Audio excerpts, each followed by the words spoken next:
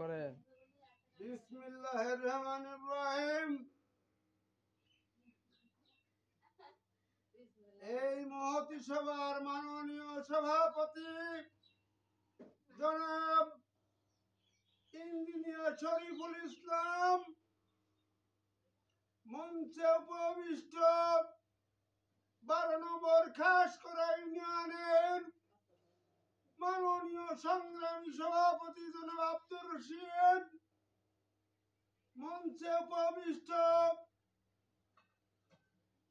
12 নম্বর খাসকরা ইউনিয়নের মাননীয় সাধারণ সম্পাদক রাজা হোসেন খান এবং অন্যান্য নেতৃবৃন্দ, সামনে উপবিষ্ট আমার প্রাণ প্রিয়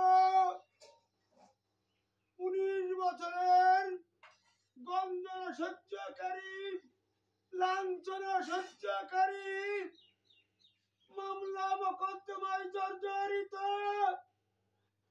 বাঁশের ঝাড়ের নিচে মশার কামড় খাওয়া সংগ্রামী সাথী ও বন্ধুগণ,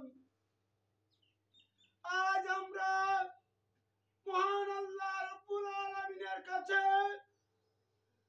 অনেক অনেক শুকরিয়া যে একটা গজেটি বেগম, একটা মহিলা ফেরাউন, একটা মহিলা কারুনের হাত থেকে আল্লাহ আমাদের বাংলাদেশের মানুষকে, বাংলার জমিনকে মুক্ত করেছে।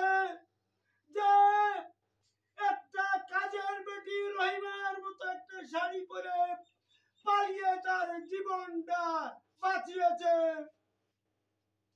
সংগ্রামী সাথী ভাইরা আমার,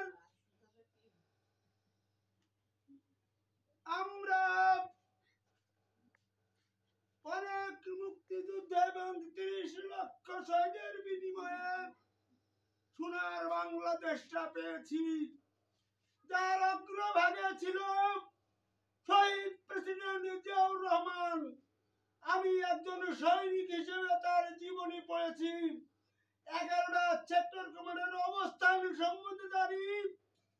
এই স্বৈরাচারী ঘটিটি বেগম শহীদ জিয়াউর রহমানের ঘোষক সেই পদবিটাও নিয়ে নিতে চেয়েছিল।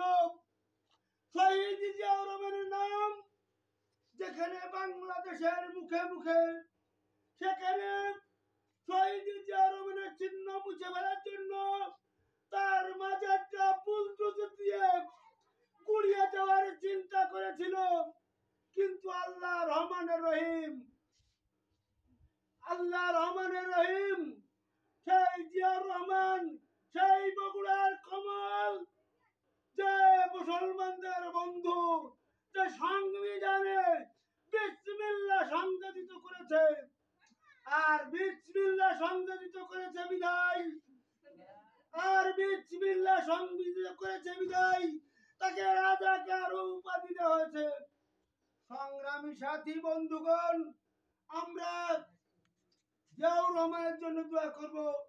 তার প্রাণপ্রিয় স্ত্রী খালেদা জিয়ার জন্য দোয়া করব।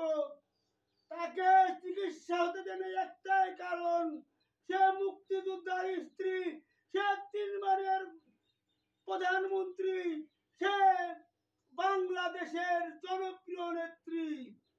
আজকে আমি দুঃখের সাথে বলতে চাই, আমাদের ঘষেটি বেগম তার থেকে 3 বছরের বড়, অথচ দড়িয়ে গাড়ি উঠতে পারল না। আর আমার আম্মা দেশনেত্রী, তাকে হুইল চেয়ার ধরিয়ে দিয়েছে এই শেখ হাসিনা। সুতরাং এই শেখ হাসিনাকে উপযুক্ত, আর এই ছাত্র আন্দোলনে যত মারা গেছেন তার উপযুক্ত বিচার আমি দাবি করছি। ধন্যবাদ মাননীয় সভাপতি, ধন্যবাদ সরকার। আসসালামু আলাইকুম।